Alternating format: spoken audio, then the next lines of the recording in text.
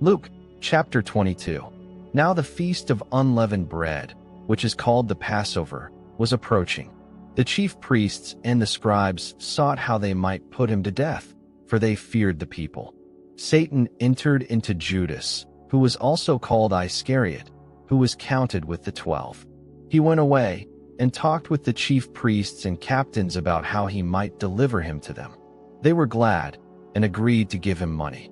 He consented and sought an opportunity to deliver him to them in the absence of the multitude. The day of unleavened bread came, on which the Passover must be sacrificed. Jesus sent Peter and John, saying, "Go and prepare the Passover for us, that we may eat." They said to him, "Where do you want us to prepare?" He said to them, "Behold, when you have entered into the city, a man carrying a pitcher of water will meet you. Follow him into the house which he enters. Tell the master of the house, 'The teacher says to you, where is the guest room where I may eat the Passover with my disciples?'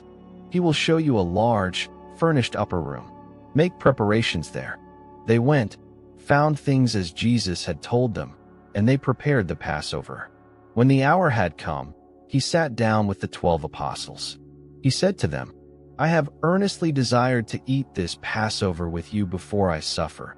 For I tell you, I will no longer by any means eat of it until it is fulfilled in God's kingdom." He received a cup, and when he had given thanks, he said, "Take this and share it among yourselves. For I tell you, I will not drink it all again from the fruit of the vine until God's kingdom comes." He took bread, and when he had given thanks, he broke and gave it to them, saying, "This is my body which is given for you. Do this in memory of me." Likewise, he took the cup after supper, saying, "This cup is the new covenant in my blood, which is poured out for you. But behold, the hand of him who betrays me is with me on the table. The Son of Man indeed goes, as it has been determined, but woe to that man through whom he is betrayed." They began to question among themselves which of them it was who would do this thing.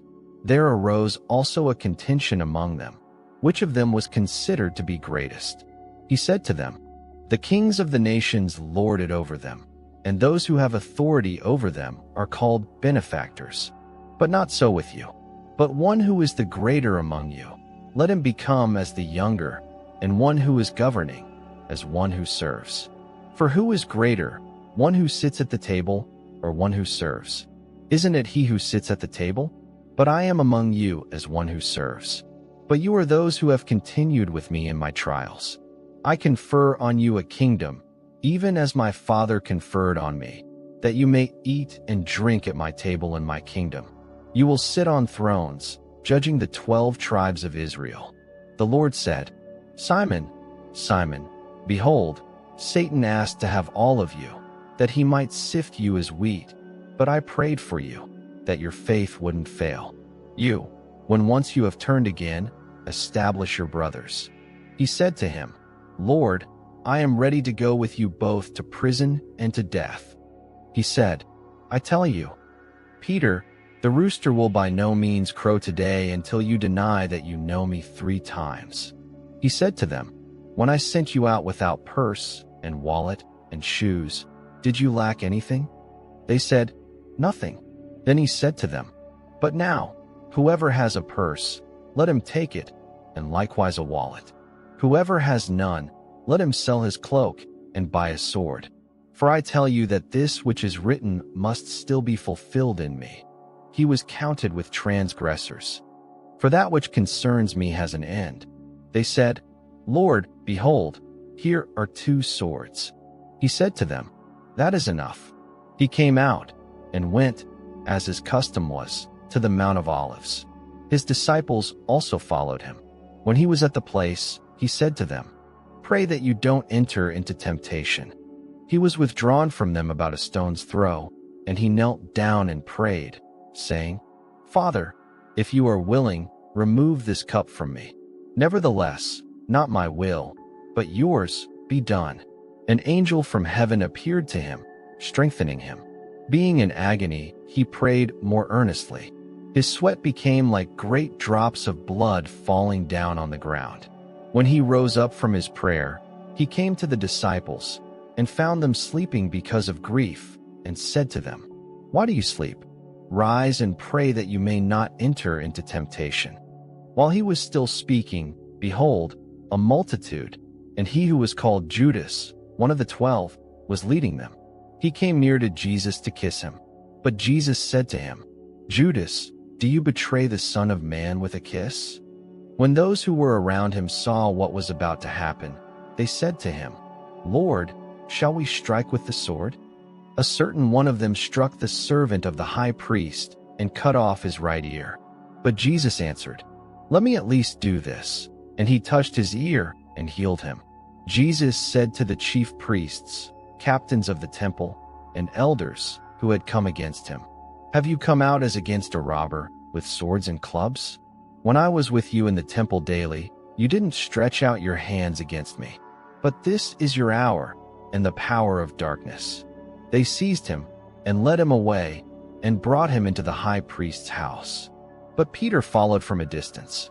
When they had kindled a fire in the middle of the courtyard and had sat down together, Peter sat among them. A certain servant girl saw him as he sat in the light, and looking intently at him, said, "This man also was with him." He denied Jesus, saying, "Woman, I don't know him." After a little while someone else saw him, and said, "You also are one of them." But Peter answered, "Man, I am not." After about 1 hour passed, another confidently affirmed, saying, "Truly this man also was with him, for he is a Galilean." But Peter said, "Man, I don't know what you are talking about." Immediately, while he was still speaking, a rooster crowed. The Lord turned and looked at Peter. Then Peter remembered the Lord's word, how he said to him, "Before the rooster crows, you will deny me 3 times." He went out and wept bitterly. The men who held Jesus mocked him and beat him. Having blindfolded him, they struck him on the face and asked him, "Prophesy, who is the one who struck you?" They spoke many other things against him, insulting him. As soon as it was day, the assembly of the elders of the people were gathered together, both chief priests and scribes, and they led him away into their council, saying, "If you are the Christ, tell us." But he said to them, "If I tell you, you won't believe, and if I ask, you will in no way answer me or let me go. From now on, the Son of Man will be seated at the right hand of the power of God." They all said, "Are you then the Son of God?" He said to them, "You say it because I am." They said, "Why do we need any more witness? For we ourselves have heard from his own mouth."